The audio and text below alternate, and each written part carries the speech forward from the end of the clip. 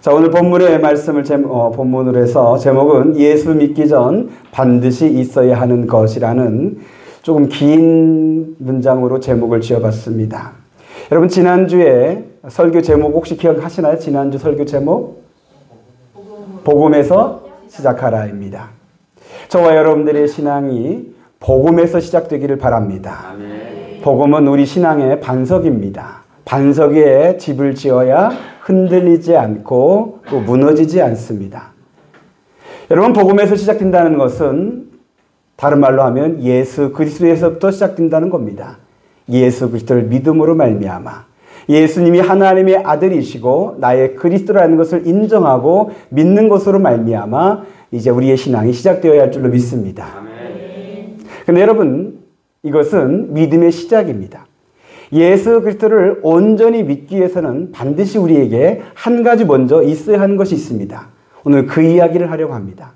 그 이야기를 담고 있는 말씀이 오늘 이 본문 말씀입니다. 이 마가복음 1장 1절에서 8절에 이제 복음을 이야기하면서 먼저 세례 요한에 대한 이야기를 하고 있습니다. 여러분, 성경에서 요한이란 인물이 중요한 인물이 두 명 있습니다.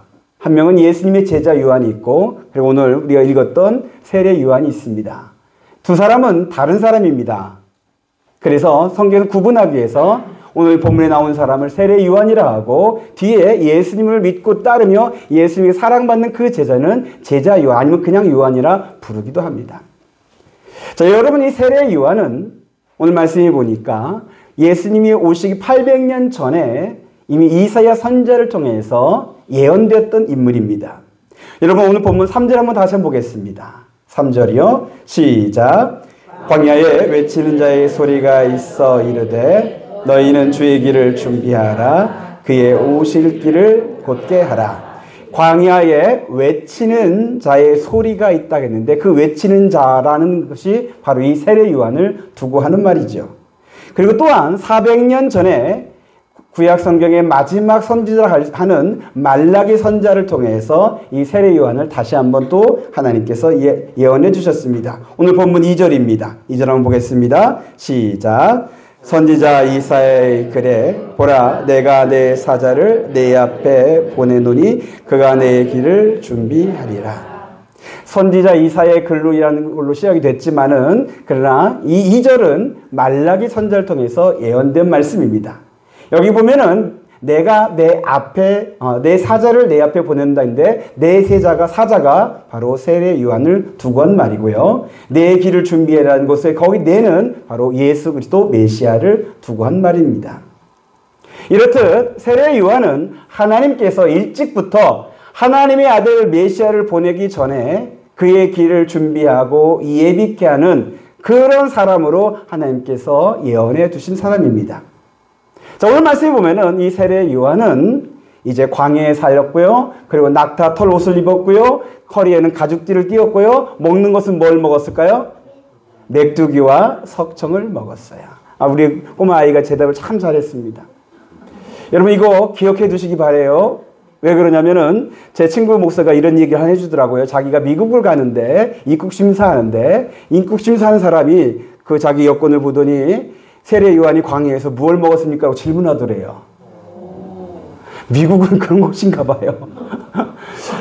순간 저도 대답을 못했을 것 같아요. 근데 친구는 그것을 메뚜기와 석청으로 대답을 했는데 그것도 영어로 했대요. 그래서 그 순간 그 친구가 대단하다라고 생각이 되었는데요. 아마 여러분들이 그렇게 질문 안 할 거예요. 제가 미국에 갔을 때 그런 질문은 없었어요. 근데 그 친구만 유독 그렇게 질문했다 그러더라고요. 여러분, 세례 요한이 뭘 먹었는지 아는 거, 이건 성경을 조금 더 아는 것이 되겠지만은요. 그러나 보면 아시겠지만 세례 요한은 광야에서 좀 신비스러운 모습으로 살았던 그런 모습입니다. 자, 그런 사람이 이야기가 이제 퍼지니까 사람들이 소문을 듣고 세례 요한을 찾아왔습니다. 그런데 요한은 자기를 찾아오는 사람들을 따뜻하게 맞아주진 않았어요. 오히려 그들의 죄를 지적하고 꾸짖었습니다. 마태복음에 보면은 이런 말이 있어요. 독사의 자식들아, 누가 너희를 가르쳐 임박한 진노를 피하라 하더냐라고 하면서 자기를 찾아오는 사람들에게 독사의 자식들이라고 그렇게 심한 욕을 한 거예요. 이건 사실은 욕이에요. 우리나라 욕도 있죠. 비슷한 무슨 자식. 제가 여기 담기는 어렵습니다. 근데 성경이 말하는 이 독사의 자식이란 말은 그와 비슷한 묘기예요. 그 정도 심하게 말을 하면서 그들을 지적하고 꾸짖었어요. 그런데 여러분, 세례 요한의 말에는 힘이 있었어요. 그들의 심령을 찔렀어요. 그래서 그들이 세례 요한의 말을 듣고 자기 죄를 자백하고서 이제 회개를 하는 거예요. 그리고서는 세례 요한에게 요단강에서 세례를 받습니다. 5절 말씀을 보겠습니다. 5절이요. 시작. 온 유대 지방과 예루살렘 사람이 다 나아가 자기 죄를 자복하고 요단강에서 그에게 세례를 받더라. 요단강에서 그에게 세례를 받았습니다. 세례 요한이 베푼 이 물 세례를 두고서 회개의 세례라고 그렇게 말을 합니다. 세례 요한이 광야에 살면서 요단강에서 베풀었던 이 회개의 세례가 예수님이 오실 길을 예비하는 사역이라고 오늘 본문은 우리에게 말해주고 있습니다. 여러분, 세례 요한에 대한 이 이야기는요, 여기 마가복음에게만 있는 것이 아니라 복음 4개의 복음서가 있죠. 마태, 마가, 누가, 요한복음. 이 4개의 복음서가 있는데 4개의 복음서에 다 기록된 인물이 세례 요한이에요. 여러분, 4개의 복음서에 다 기록되는 게 많지 않아요. 예를 들면 예수님의 그 십자가의 고난과 죽으심의 이야기, 그리고 예수님의 부활 이야기, 그리고 이제 오병이의 사건 이야기도 포함되어 4개 다 나와 있고요. 그리고 이 세례 요한과 그의 물세례 이야기가 나와 있어요. 여러분, 우리가 보았던 이 마가복음에는 예수님의 탄생 이야기는 없어요. 요한복음에도 예수님의 탄생 이야기는 없어요. 그런데 이 세례 요한의 이야기는 꼭 들어가요. 그만큼 복음서에서 예수님의 복음을 다룰 때 반드시 꼭 먼저 다루는 것이 이 세례 요한과 그의 사역 이야기였어요. 세례 요한이 복음에 있어서 어떤 중요한 역할을 했기에, 세례 요한이 했던 이 물세례, 회개의 세례가 예수님과 어떤 관계가 되었기에 이 4개의 복음서에서는 다 같이 이 중요하게 이 세례 요한과 그의 사역을 중요하게 다뤘던 것일까요? 그 관계를 아는 것이 오늘 말씀에 있어서의 핵심이 될 수도 있어요. 여러분, 세례 요한은 예수님이 오실 길을 예비하고 준비하는 사람이라 그랬어요. 근데 그가 하는 일은 사람들에게 죄를 지적하고 그들을 회개시켜서 회개의 물세례를 주는 것이 그의 사역이었어요. 이것을 근거해 볼 때 세례 요한이 줬던 그 물세례는 예수님이 오실 때 예수님을 사람들이 만나기 전에 반드시 받아야 하는 회개의 세례예요. 예수님이 오실 길을 예비하는 작업이라 그러는 거예요. 왜 그러느냐? 왜 이 세례를 받아야만 하느냐? 여러분들이 저를 보는 것 같은데 뭔가 좀 어려워하는 눈빛 같은데요. 자, 여러분 조금만 더 집중해 주십시오. 생각을 딴 데 뺏기지 마시기 굉장히 중요한 부분입니다. 여러분, 예수님이 이 땅에 오셨는데 왜 오셨어요? 죄를 사해 주시기 위해서 오신 거예요. 저의 죄를, 여러분들의 죄를 사해 주시기 위하여 십자가에 달려 죽으셨고 그 피를 다 흘려주셨던 거예요. 그런데 그 죄를 사해 주기 위해서 그 전에 어떤 작업이 있어야 하는 거예요? 사람들은 자기 죄를 깨달아야 돼요. 자기 죄를 뉘우쳐야 돼요. 내가 얼마나 큰 죄인인가를 알아야 돼요. 그리고 참회해야죠. 요한이 주었던 요한의 사역은 사람들의 죄를 깨닫게 하는 거였어요. 그들이 죄를 뉘우치고 하나님의 그 용서를 구하는 의식이 요단강에서 했던 회개의 물세례였어요. 그리고 예수님께서 오셔서 주셨던 성령의 세례는 그렇게 회개하는 자에게 그의 죄를 다 씻어주고 그를 죄 없다 하시고 하나님의 자녀되게 하시고 영생으로 이끄시는 이 성령의 세례를 예수님이 주시는 거예요. 크기로 한다면 비교할 수도 없는 거죠. 예수님의 세례와 요한의 세례는 비교할 수 없는 거예요. 그래서 요한이 말한 거죠. 나는 그의 신발끈조차도 풀기에 감당지 못할 그런 사람이라고. 비교할 수 없는 사람이에요. 그럼에도 불구하고 요한의 이 회개하는 물 세례는 예수님의 성령 세례에 있어서 반드시 필요한 세례였어요. 반드시 있어야 하는 거였어요. 그래서 이 4개의 복음서에서 같이 이 요한과 그의 사역 이야기를 다뤘던 거예요. 근데 여러분, 이 관계가, 이 모습이 오늘날 우리들의 신앙에도 똑같이 적용됩니다. 우리가 예수님을 믿어 죄사함을 받아 구원함을 받습니다. 할렐루야.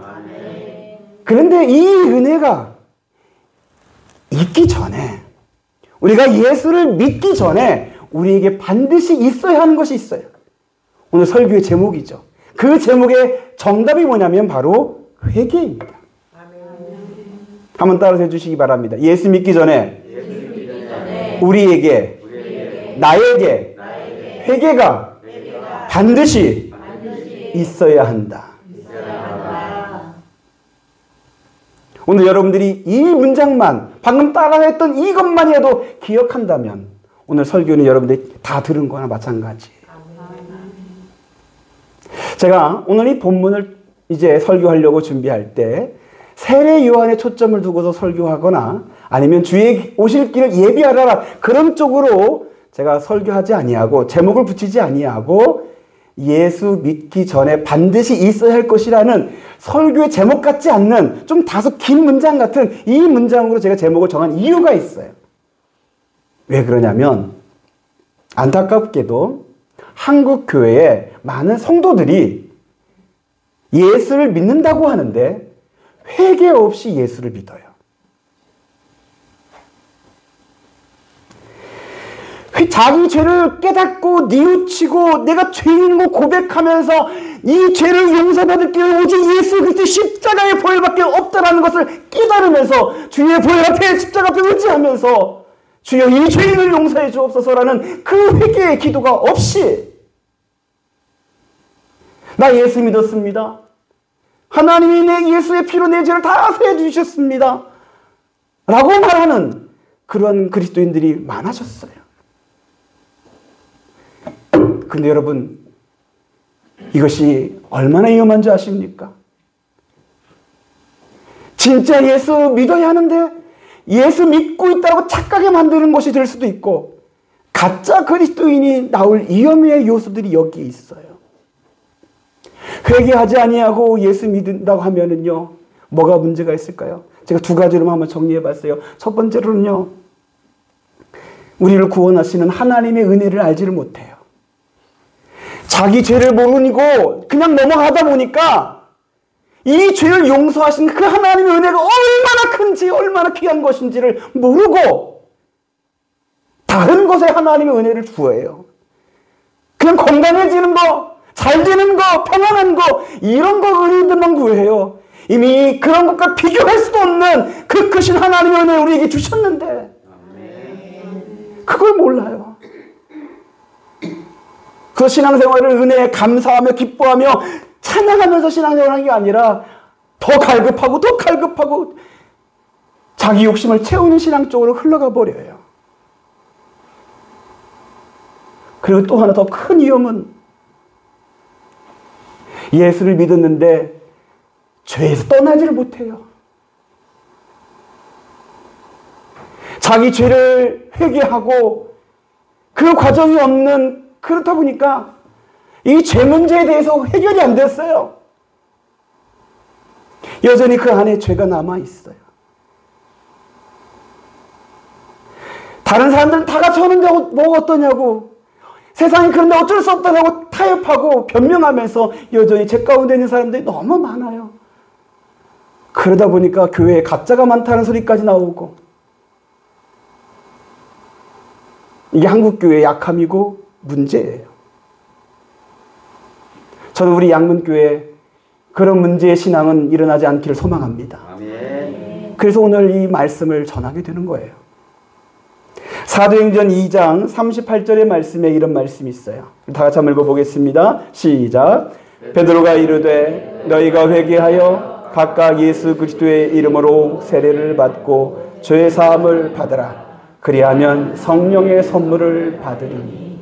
여러분, 이 사도행전 2장 38절은 베드로가 성령 받고 사람들이 이상하다고 여겼을 때 베드로가 사람들 앞에 설교했어요. 베드로의 설교를 듣고 사람들이 마음에 찔림을 받으면서 우리가 어찌할까 할 때 베드로가 했던 말이에요. 다시 말해서 여러분들이 예수 믿으려면 이렇게 하라고 알려주는 거예요. 믿음의 단계예요. 근데 그 첫 번째 단계가 뭐냐면 회개예요. 여러분들이 예수 믿으려면 회개하십시오. 그리고 주 예수의 이름으로 세례를 받고 죄사함을 받으십시오. 그러면 성령을 받게 됩니다. 이것이 예수 믿는 단계예요. 이 단계를 무시하고 그냥 예수 믿는다라고 말을 하면은 다 되는 것으로 착각했던 게 우리들의 어리석음이었어요. 여러분, 교회 뒤에 몇 년 동안 경작하지 않는 밭이 있어요. 들어오시면서 여러분들이 보셨을 거예요. 그 밭에는 밭이라고 하기에는 좀 뭐하게 나무들이 많이 자랐어요. 뽕나무가 자라있고 가시나무들이 자라있고 그리고 온갖 잡풀들이 가득해요. 여러분들 혹시 그 주인에게 여러분들이 양도 받아서 농사질 권한을 여러분들이 받았다고 해보십시오. 그럼 그 상태에 여러분들이 곡식을 심으시겠습니까? 그렇게 만약에 심는다고 하면 어떻게 될까요? 헛수고예요. 그 풀의 기운에 막혀서 전혀 곡식이 되질 않아요. 아무리 생명력이 강한 것을 심다 하더라도 그 풀 기운을 이겨내지를 못해요. 다시 풀밭 돼요. 그걸 제가 어떻게 하냐면요. 저 교회 간판 있었는데 교회 간판 주변에 풀이 하도 많아서 제가 거기다가 꽃을 심었어요. 생명력이 강하고 번식력이 강하다는 달맞이 꽃을 심었어요. 이걸 심으면 이 달맞이가 풀들이 이겨서 이제 이 간판 주변을 예쁘게 할 거라고 그걸 기대하고서 심었어요. 근데 1년 지나니까 다시 풀밭 되더라고요. 제가 좀 어리석었죠. 근데 이 어리석은 모습이 우리들의 신앙처럼 되어버렸으니 이게 더 큰 문제죠. 이런 밭에 곡식을 심으려면 여러분 어떻게 해야 합니까? 나무를 베어야죠. 그 뿌리채 뽑아야죠. 그리고 저 잡풀들은 쟁기질로 갈아엎고 로타리로 치고 그리고 걷어내는 건 다 걷어내버려야죠. 이 작업이 어렵고 힘들죠. 그러나 반드시 해야 하는 작업인 것을 농부는 다 알아요. 예수 믿는 것이 이와 같아요. 예수 믿기 전에 우리 마음같이 이 상태예요. 온갖 잡풀들이 가득한 것. 욕심과 교만과 정욕과 미움과 하나님이 하지 말라는 그런 죄악된 것들이 가득한 게 우리의 마음 상태였었어요.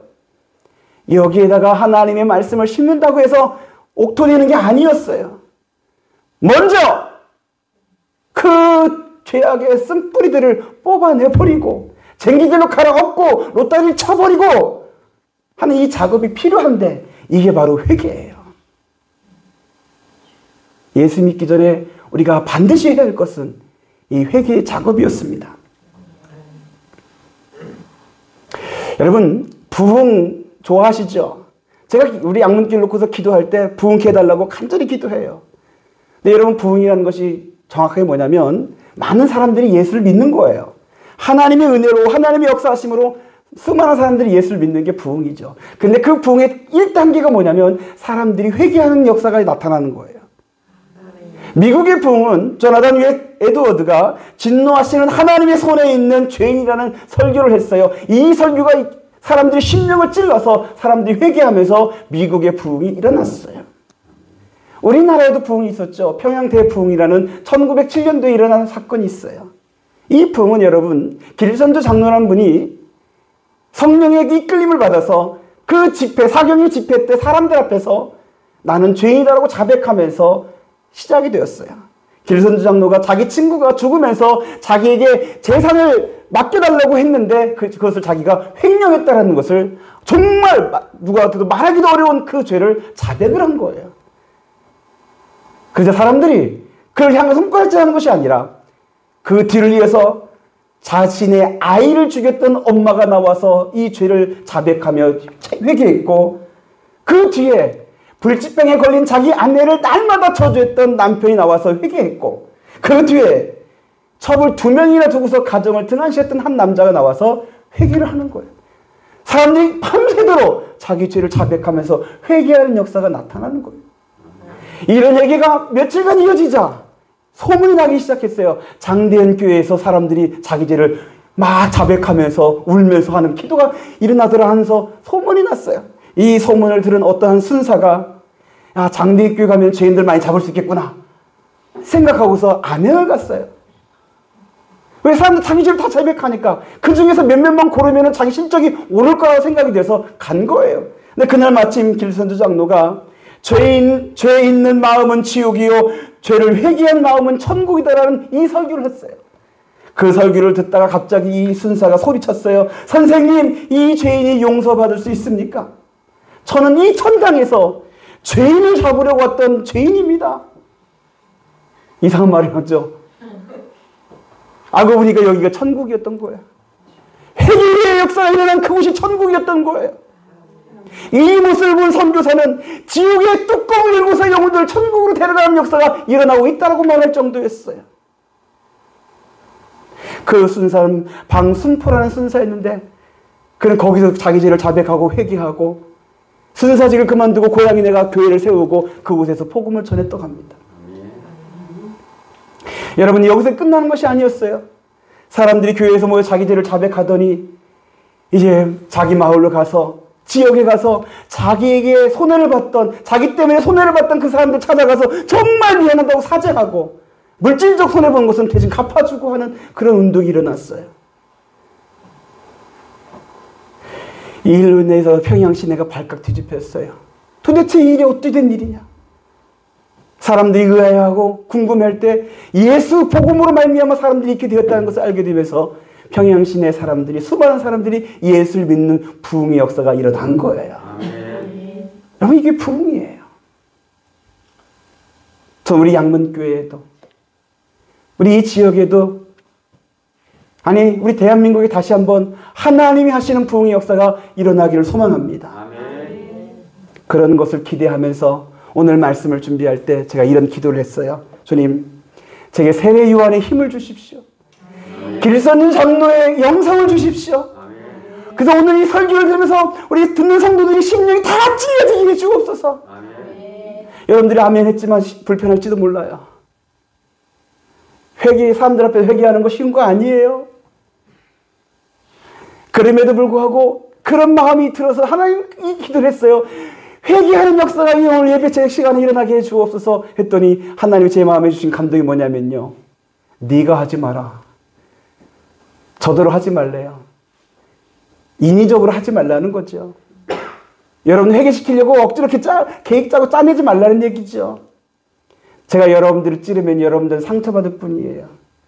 그러나 하나님이 찌르실 거면, 하나님이 찌르시면 여러분들에게 회개의 문이 열릴 줄로 믿습니다. 아멘. 오늘 이곳에 계신 분들은 저는 여러분들 하나도 찔릴 마음 하나도 없어요. 걱정하지 마십시오. 그럼 하나님께서 여러분들을 찔러주시기를 기도합니다. 아멘. 우리가 평양 대부흥처럼 사람들 앞에서 회개하는 그런 모습은, 그런 시간은 이곳에는 안 가질 거예요. 하나님이 그렇게 하시진 않을 거라고 생각이 들어요. 근데 여러분, 사람들 앞에서 여러분들의 죄를 자백하는 그런 것은 없다 할지라도 하나님 앞에서는 하셔야 합니다. 예수 그리스도의 십자가 앞에서 여러분의 마음의 무릎을 꿇으셔야 합니다. 아멘. 반드시 꿇으셔야 돼요. 주의 십자가가 장식품만은 아니에요.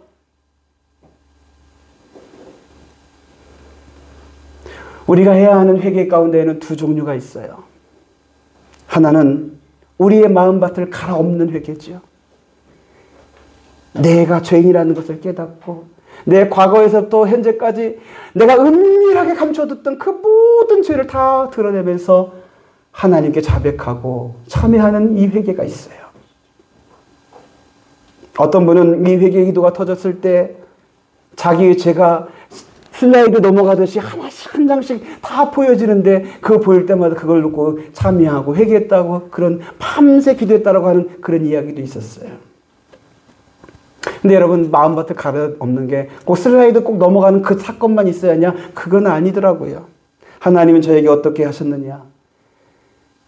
저는 모태신앙이어서 또 제 이름이 선이 들어간 착한 선이라서 참 착하게 살았어요. 여러분들 웃으시는 이유가 뭐예요? 참 착하게 살았는데요. 근데 어느 날 나 같은 죄인이 또 있을까? 사람들 앞에서는 주선이 참 착하다라고 소리 들었지만 그러나 내 본성은 죄인 중에 죄인이라는 것을 알게 하시더라고요. 정말 내가 죄인이라는 걸 알게 하시고 이 죄를 내가 죄에서 해결을 받을 길은 오직 예수 십자가밖에 없다는 것을 깨닫게 하시고 십자가 앞에 무릎 꿇고 참여하며 눈물을 흘리며 기도케 하셨어요. 여러분, 이 회개의 기도, 눈물 흘리며 기도하는 애통하는 자는 복이 있나니 저희가 위로를 받을 것이며라는 그 말씀이 여기에 적용되는 줄로 믿습니다. 여러분들의 마음밭을 갈아엎는 이 회개가 반드시 있어야죠. 그리고 또 하나의 회개가 있어요. 그것은 뭐냐면 여러분들 신앙생활 하면서 여러분들의 마음밭에 자꾸만 나는 그 죄들을 뽑아내는 회개예요. 곡식을 심었다고 해서 다 갈아엎고 곡식을 심었다고 해서 풀이 안 나느냐? 아니더라고요. 또 나더라고요. 잘도 나요. 근데 그걸 가만히 내버려 두는 농부는 없어요. 그 뜨거운 날에도 그 풀들을 다 하나씩 뽑아내요. 이것이 우리의 회개예요. 주의 전에 와서 여러분 무슨 생각으로 앉아 계십니까? 십자가 보면서 무슨 생각을 하십니까? 여러분들의 마음밭에 나고 있는 그 죄악들을 예수 십자가 앞에서 회개하며 뽑아내는 그런 작업들을 하셔야 합니다. 내 마음밭을 갈아엎는 이 대회개는 내 평생에 단 한 번이라도 반드시 있어야 하지만 그러나 내 마음밭에 자라고 있는 이 죄들을 뽑아내는 것은 날마다 해야 할지도 몰라요. 그래서 바울은 이렇게 고백을 했어요. 나는 날마다 죽노라. 여러분들의 죄가 생각날 때마다 그걸 감추려고만 애쓰지 마시고 십자가 앞에 그 죄를 다 못 박아 죽이시길 바랍니다. 회개하는 성도, 그 성도가 받는 은혜는 너무나도 귀해요. 회개하는 성도는요, 하나님의 은혜를 알아요. 세상 그 무엇과도 바꿀 수 없는 나 같은 죄인을 살리신 주 은혜 놀라오라고 이 찬송의 가사처럼 내게 베푸신 하나님의 은혜가 얼마나 큰지를 알게 돼요. 그런데 신앙생활이요, 그 은혜에 기뻐하고 감사하고 그 은혜가 헛되지 않게 살아가는 게 그의 신앙생활이 돼요. 아멘. 그리고 회개하는 신앙은요, 죄에서 자유케 돼요. 여러분 안에 있는 죄 문제가 지긋지긋하죠? 그러나 여러분, 회개하면 하면 할수록 또 나지만은 그러나 또 회개하고 또 회개하고 그렇게 회개함으로 말미암아 점차 풀들은 사라지고 곡식이 무성해지는 그 옥토의 밭처럼 여러분들의 심령에는 하나님의 말씀이 자라게 될 줄로 믿습니다. 아멘. 여러분들의 그 마음밭을 통해 하나님이 원하시는 귀한 열매들이 풍성히 맺혀지는 그 귀한 옥토가 될 수 있습니다. 아멘. 사랑하는 성도 여러분, 지금 여러분들의 마음밭의 상태는 어떤 상태입니까? 풀밭입니까? 아니면 옥토입니까? 풀밭 그대로 내버려 두지 마십시오. 오늘 이 설교는 우리가 예수 믿기 전에 회개가 필요하다는 것을 알려준 정도의 설교였어요. 여러분들이 이 설교를 듣고 내가 한 번도 이런 회개를 해본 적이 없구나 라고 느껴지셨다면 그대로 내버려 두지 마시고 주여 이 죄인을 용서해 주옵소서. 아멘. 정말 주의 십자가 앞에 여러분들이 진심으로 무릎 꿇고 회개하는 그 회개가 분명히 반드시 이루어지기를 원합니다. 아멘. 그리고 회개하고 예수를 잘 믿는 여러분들은 그래도 여러분 안에 나는 그 풀들을 내버려 두지 마시고 날마다 십자가에 내 자신을 죽이시고 나의 옛사람을 죽이시고 예수의 새 사람을 심으십시오. 여러분들의 마음밭을 예수 그리스도의 복음으로 가꾸십시오. 그럴 때 성령의 열매가 맺혀질 줄로 믿습니다. 아멘. 여러분들의 모습이 예수 향기 나올 줄로 믿습니다. 아멘. 여러분들의 모습에서 사람들이 예수님을 보게 되는 복음의 증인되는 그 모습이 나올 줄 믿습니다. 이게 예수 믿는 겁니다. 우리 모두 진짜 예수 믿는 그리스도인 되시기를 우리 주 예수 그리스도 이름으로 축복합니다.